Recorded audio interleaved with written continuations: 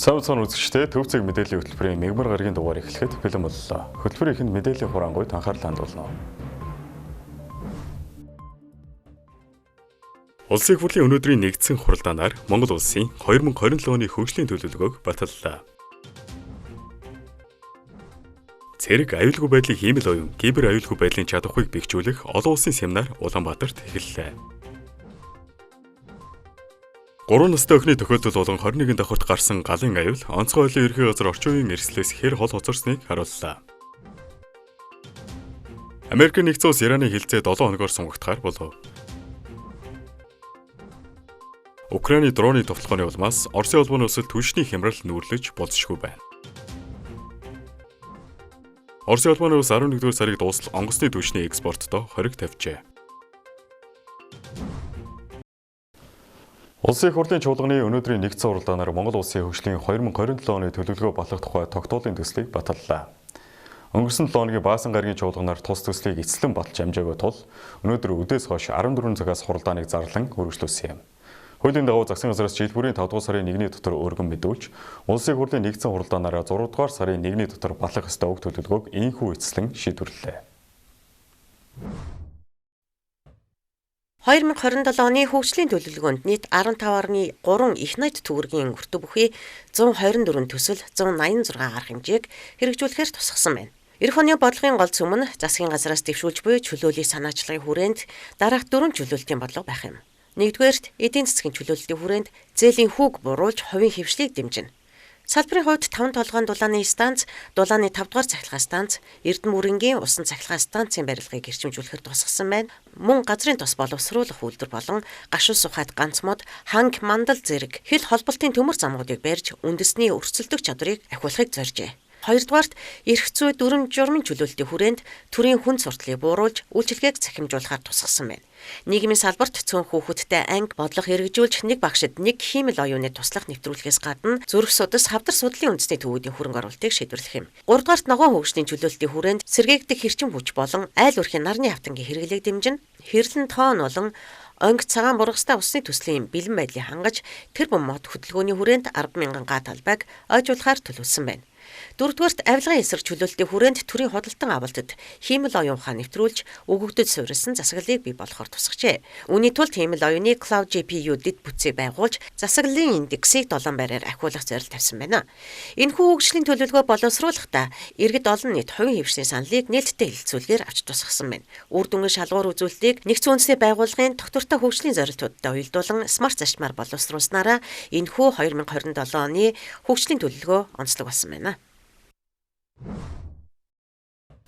Улаанбаатар хотод нэгдсэн үндэсний байгууллагын оролцоотой цэрэг аюулгүй байдлын хиймэл оюун, кибер аюулгүй байдлын үндэсний чадварыг бэхжүүлэх олон улсын семинар эхэлж, оролцогч талууд технологийн хөгжлийн эрсдэл ба бодлогын зохицуултын тэнцвэрийг чухалчиллаа. Монгол улсад зохион байгуулагдж буй энэхүү семинарт нэгдсэн үндэсний байгууллагын зэвсэг хурах судалгааны хүрээлэн, аюулгүй байдал судлалын хүрээлэн болон гадаад харилцааны яам хамтран оролцож байгаа бөгөөд нийт 40 хүртэл албан агчийг хамруулан 2 үндсэн чиглэлээр сургалт явуулж байна. Сургалтын хүрээнд хиймэл оюун цэргийн хэрэглээ, кибер аюулгүй байдлын олон улсын засаглал, эрсдлийн үнэлгээ, мөн нэгдсэн үндэсний байгууллагын төвшний бодлогын зохицуултын механизм зэрэг сэдвийг хэлэлцэж байгаа юм. Оролцогч талуудын мэдээснээр хиймэл оюун болон кибер орон зайн хөгжлийн нэг талаас шийдвэр гаргалт, хамгаалтын чадхыг нэмэгдүүлж байгаа ч нөгөө талаас стратегийн эрсдэл, мөргөлдөөний эрх зүйн зохицуултын сорилтуудыг давхар дагуулж байгааг онцолжээ. Улсын хурлын гишүүн анар хиймэл оюун кибер аюулгүй байдлын асуудлыг зөвхөн технологийн түвшинд бус үндэсний аюулгүй байдлын бодлогын салшгүй хэсэг болгон хөгжүүлэх шаардлагатайг онцолж, Монгол улс энэ чиглэлд хүний нөөц, эрх зүйн орчны бэлэн байдлыг зэрэг сайжруулах хэрэгтэй гэж үзэж байгаагаа илэрхийлсэн байна. Түүний эснээр олон улсын түвшинд хиймэл оюуны цэргийн хэрэглээ хурдастай хөгжиж байгаа энэ үед үндэсний бодлого хоцрох эрсдэл байгааг анхааруулжээ. Тэгэхээр өнөөдөр ерөнхийдөө нэг кибер аюулгүй байдал. За тэрэн дотор нэг когнитив буюу оюун санааны нөлөөллийн асуудлаар аюулгүй байдал судлалын хүрээлэнгийнхэн хилцүүлэг өрнүүлж байна. Сая энэ хилцүүлэг дээр ч хэрэгжээл тэ бид нар 3 хүчний балансан дээр өршдөг байсан. Орос, Хятад, Баруун. Гэтэл одоо 4 хүчний балансан дээр өрсөх шаардлагатай болж байна. Орос, Хятад, Баруун болон хиймэл оюун ухаан гэдэг. Тэгэхээр энэ бол гарцаагүй геополитикийн гэж нэрлэж болох юм да бидний хувьд шин сорилт тулгарч байна. За үүнээс үүдээд бид нар цэрэг дайны гэлтгүүгээр иргэдийн оюун санааны улс төрийн шийдвэр гаргалтын, нийгмийн шийдвэр гаргалтын олон сорилттой тулгарх байгаа. Тэгэхээр эндээс бид нар хэрхэн бодлого гаргах уу, яаж энэ дээр цаашаа оршин тогтдох уу, хэрхэн яаж энэ балансыг олох уу гэдэг асуултын хариуг л олохоор бүхэл чиглэлийн стратеги судалгааны хүрээлэн, аюулгүй байдал судалгааны хүрээлэн, тагнуулын ерөнхий газар, за ингээл үндэсний аюулгүй байдлын зөвлөгөөд бүхэл чиглэлээр л ажиллацгааж байна. За бас өнөөдрийн хилцүүлэг дээр бол миний хувьд одоо их сэтгэл хангалуун байгаа юм маань. Манай судлаачид бол бас үнэхээр бас тодорхой хэмжээний зөв хариултыг бол олсон байгаа нь харагдаж байна. Нэгдсэн үндэсний байгууллагын зэвсэг хурах судалгааны хүрээлэнгийн захирал Робин Гайс, хиймэл оюун ба кибер аюулгүй байдлын огцлол нь ирээдүйн олон улсын аюулгүй байдлын хамгийн чухал асуудлын нэг болж байгааг онцолж, улс орнуудын хамтын ажиллагаа, итгэл зэл, эрх зүйн нийтлэг стандартч зайлшгүй шаардлагатайг дурдсан байна. Нэгдсэн үндэсний байгууллагын зэвсэг хураах судалгааны хүрээлэнгийн зүгээс бид Монгол улсад ирсэндээ маш их баяртай байна. Мөн энэхүү хамтын ажиллагааг өндөр нэр төрийн хэрэг гэж үзэж байна. Бидний хамтын ажиллагаа нь кибер аюулгүй байдал, кибер тэсвэртэй байдал болон хиймэл оюун ухааны чиглэлээр үндэсний чадварыг бэхжүүлэхэд чиглэж байгаа. Улаанбаатар хотод зохион байгуулагдж байгаа энэ 2 өдрийн анхны семинарын хүрээнд бид Монгол улсын онцлогт нийцсэн илүү наривчлсан стратеги боловсруулах зорилготой ажиллаж байна. Ингэхдээ тухайн улсын бодит хэрэгцээ, тулгамдж байгаа сорилтууд болон тэргүүлэх чиглэлүүдийг тодорхойлохыг зорж байна. Бид эхний ээлжинд ерөнхий санаануудтай ирсэн боловч цаашид Монгол улсад илүү тохирсон, наривчлсан бодлого стратегийг хамтран боловсруулах дараагийн шатанд шилжиж байна. Энэ нь тасралтгүй үргэлжлэх үйл явц бөгөөд бид энэхүү хамтын ажиллагааг цаашид өргөжүүлнэ гэдэгт найдаж байна. Эцэст нь өгнөхөд цэрэг аюулгүй байдлыг хэмэл оюун болон кибер аюулгүй байдлын асуудлаарх энэхүү семинар нь технологийн хөгжлийн боломж, эрсдэл, мөн олон улсын зохицуултын хэрэгцээг нэгдүгээр хэлэлцэж бугаараа онцлог болж байна. Нэг талаас үндэсний чадхыг бэхжүүлэх, нөгөө талаас олон улсын эрх зүйн хүчнийг уялдуулах шаардлага зэрэгцэн тавигдж байгаа нь энэ салбарын ирээдүйн бодлогын чиг хандлагыг тодорхойлох гол асуудал болж байна. Өнгөрсөн 7 хоногт 30 метрийн гүн цоногт 3 настай хүүхэд унаж аврах ажиллагааг зохион байгуулсан ч харамсалтайгаар амийг нь аварч чадаагүй билээ. Нийгмээр ийм дурамчхан, гунигтай, уур амьсгалтайгаар хүүхдийн эрхийг хамгаалах өдрийг өгсөн юм. Гэтэл хүүхдийн баярын өдөр Монгол Улсын ерхий сайд асан Зандан шатар өөрийн цахим хуудаста таалал төгсөн охины ар гэрт эмнэл илэрхийлэхийн зэрэгцээ нэгэн анхаарал татам мэдэгдэл хийлээ. Тэрээр энтхэг улсад уулуурхаан өрөмдлөгийн цооног худаг гүн нүхнээс хүн аврах тусгай зориулалтын төхөөрөмжийг захиалан хийлгэж байна. Төхөөрөмжийг онцгой байдлын ерхий газарт хүлээлгэн өгнө хэмээсэн байна. Тус төхөөрөмж нь 300 м хүртэлх гүнд ажиллаж тусгай камераар хүүхдийг олж хамгаалтын бүсээр бэхлэн аюулгүй ажиллагааг хийх чадвартай аж. Экс ерхий сайдын энэхүү мэдээллийн араас дараах хэдэн асуулт урган гарч ирээд байна.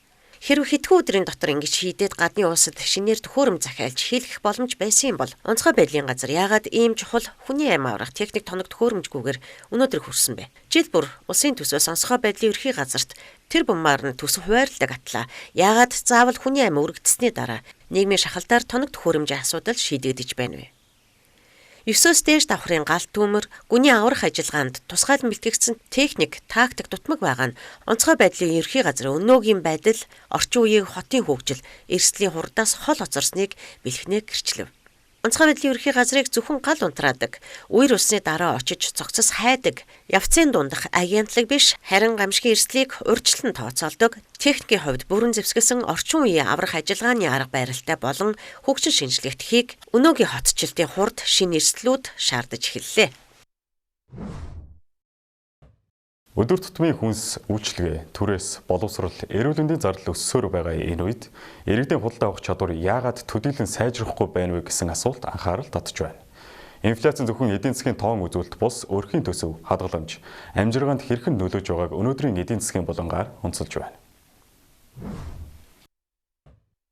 Инфляц нь бараа үйлчлэгээний үнийн ерөнхий түвшин өсөх үзэгдэл бөгөөд өрхийн худалдаа авах чадвар шууд нөлөөлдөг эдийн засгийн гол үзүүлэлтүүдийн нэг юм. Сүүлийн жилүүдэд иргэдийн орлого тодорхой хэмжээгээр нэмэгдэж байгаа ч өрхийн өдөр тутмын зардал мөн зэрэгцэн өсөж байгаа нь бодит худалдан авах чадвар төдийлөн мэдэгдэхүйц сайжрахгүй байгааг харуулж байна. Ялангуяа хүнс, эм тариа, боловсрол, түрээс болон үйлчлэгээний зардлын өсөлт өрхийн төсөвт тогтмол дарамт болж байна. Инфляцийн дарамт бүх өрхөд ижил хэмжээгээр мэдрэгдэггүй. Орлогынхоо дийлэнх хэсгийг өдөр тутмын хэрэглээнд зарцуулдаг бага болон дунд орлоготой өрхүүд үнийн өсөлтийн нөлөөг илүү хүчтэй мэдэрдэг бол орлогын тодорхой хэсгийг хоригдлуулж өргөжлүүлж чаддаг өндөр орлоготой өрхүүдийн хувьд энэ дарамт харьцангуй бага байдаг. Мөн инфляци зөвхөн өнөөдрийн хэрэглээнд бас ирээдүйн санхүүгийн төлөвлөлтөд ч нөлөөлдөг. Хадгаламжийн нэрсэн дүн өөрчлөгдөхгүй байсан ч бараа үйлчлэгээ үн өсөхийн хэрээр тухайн мөнгөөр худалдан авч чадах зүйлсийн хэмжээ буурч мөнгөний бодит худалдан авах чадвар айжмаар сулардаг. Ийм нөхцөл байдал нь өрхийн урт хугацааны санхүүгийн зорилтод ч нөлөөлдөг. Орон сууц худалдан авах, хүүхдийн боловсрол зориулан хоригдлол үүсгэх, ирээдүйн санхүүгийн доктортой байлаа хангах зэрэг зорилтуудыг хэрэгжүүлэхэд илүү их хугацаа, илүү өндөр зардал шаарддаг хандлагатай болдог. Нөгөө талаас инфляцийн дарамт нь бизнесийн орчинд ч дам нөлөө үзүүлдэг. Аж ахуйн нэгжүүдийн төрөөс түүхийд тээвэр болон хөдөлмөрийн зардал нэмэгдэхийн хэрээр бүтээгдэхүүн үйлчлэгээний үн өсөх нөхцөл бүрдэж, энэний эргээд хэрэглэгчдийн зардал дахин шингэдэг мөчлөг үүсгдэг. Ингэслээр инфляцийн зөвхөн нэг чиглэлтэй үзэгдэл биш бөгөөд өрх, бизнес, зах зээлийн хооронд тасралтгүй дамжиж байдаг санхүүгийн дарамтын гинжиг холбоо болж хуурдаг. Эдийн засгчдын үзэж байгаагаар инфляцийн зөвхөн үнийн өсөлтийн асуудал бос өрхийн санхүүгийн доктортой байдал, хэрэглээний зан төлөв, эдийн засгийн идэвхтэй шууд холбоотой өргөн хүрээний үзүүлэлт юм. Тиймээс инфляцийг доктортой түвшинд барих нь зөвхөн макро эдийн засгийн зорилт бус, иргэдийн бодит орлого, амжиргааны чанарыг хамгаалах чухал нөхцөл хэвээр байна.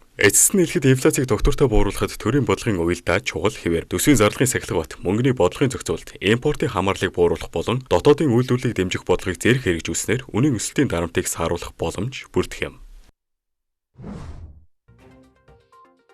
Хүүхдийн эрхийг хамгаалах өдрөөр буюу өчигдөр нийслэл болон орон нутгийн 300 гаруй хүүхдийн төлөөлөлт төрийн ордон улсын хурлын үйл ажиллагаатай танилцлаа.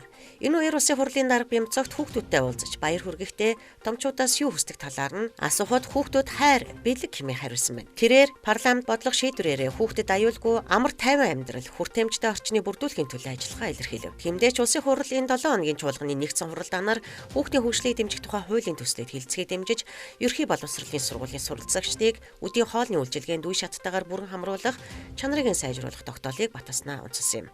Уулзалтын төгсгөлд хүүхдүүдийн төлөөлөл улсын хурлын чуулганы танхимд өөрсдийн дуу хоолойгоор хүсэл эрмэлзэл тулгамдж буй асуудлаа илэрхийлж, улсын хурлын дарга бямцогт, улсын хурлын гишүүн Саран Чулуун, улсын хурлын ерөнхий наримчгийн дарга Үзий сайхан нарт өөрсдийн ил загтлыг гардуулсан юм.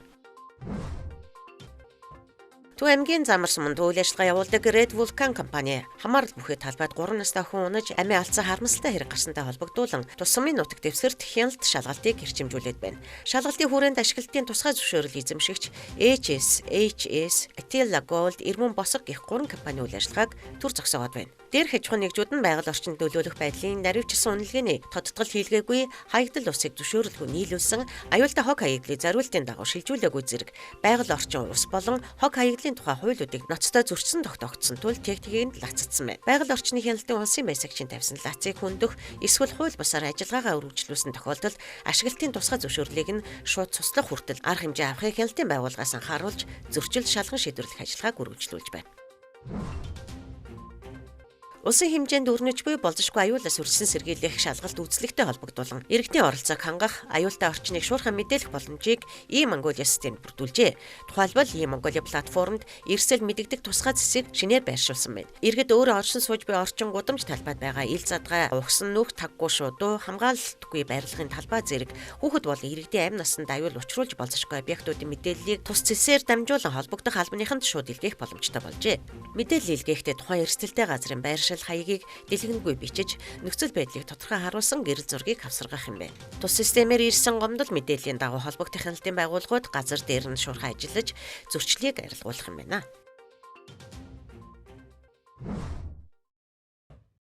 Дотоод болж өрөөсөн үйл явдлын мэдээллийг та бүхэнд хүргэлээ. Хүргэжлээ 7 улсын мэдээнд анхаарал хандуулно.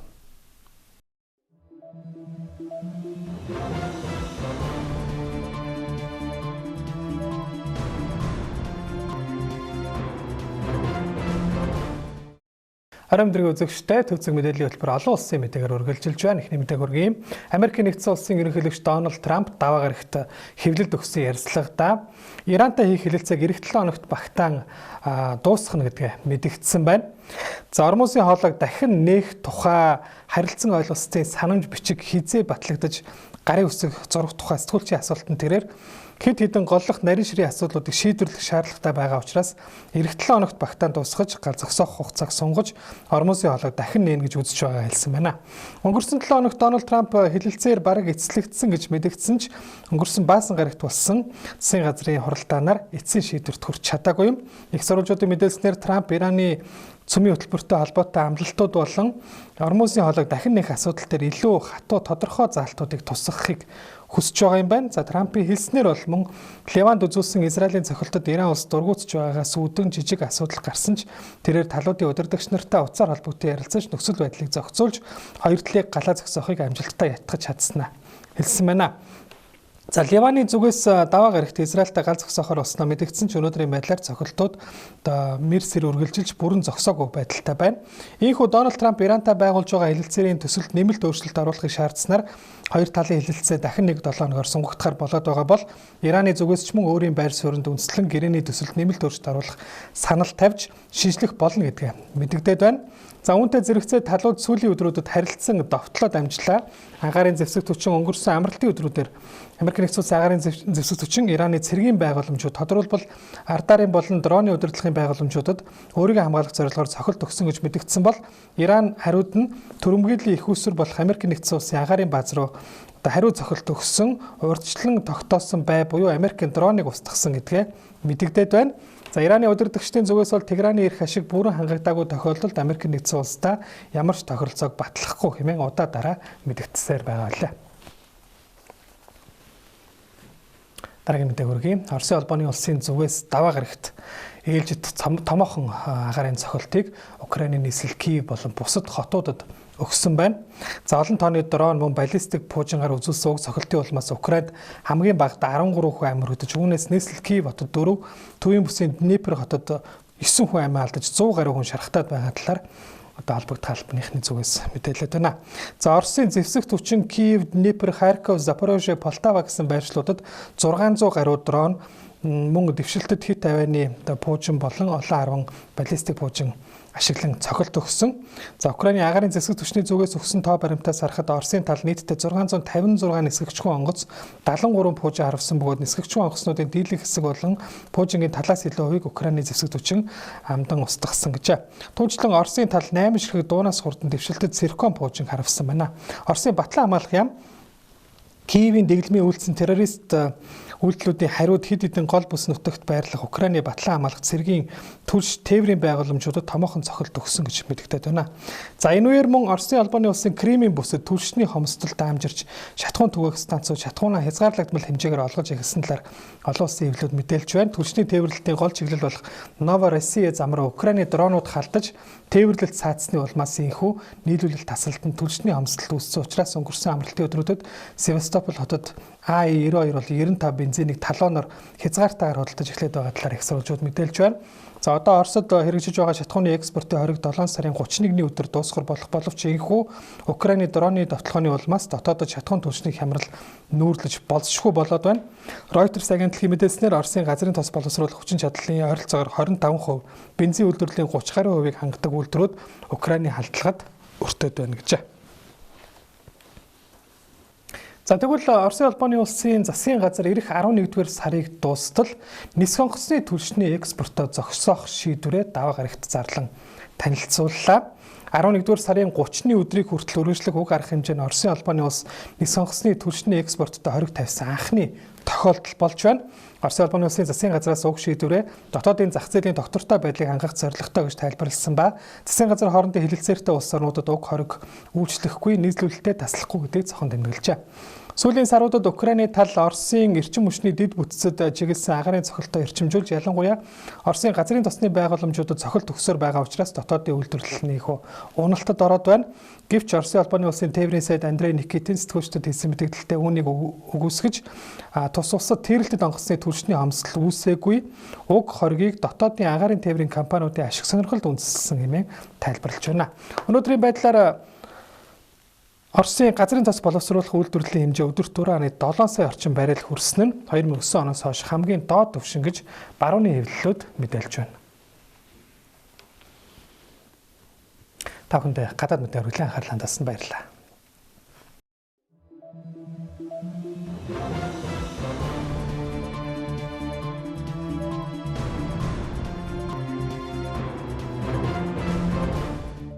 Төвцөг мэдээллийн хөтөлбөрийн мягмар гарагийн дугаарыг та бүхэнд хүргэлээ. Анхаарлаа хандуулсанд баярлалаа. Баяр таа.